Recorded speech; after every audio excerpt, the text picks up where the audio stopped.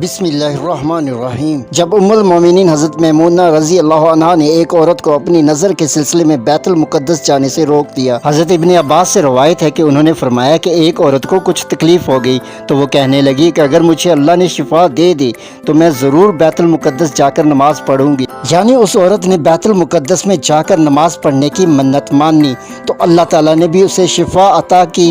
तो उस औरत ने बैतुल मुक़द्दस जाने की तैयारी की और उम्मुल मोमिनीन हज़रत मैमूना रज़ी अल्लाह अन्हा की खिदमत में आई और आपको बताया कि मैं अपनी नज़र पूरी करने के लिए बैतुल मुक़द्दस जा रही हूँ।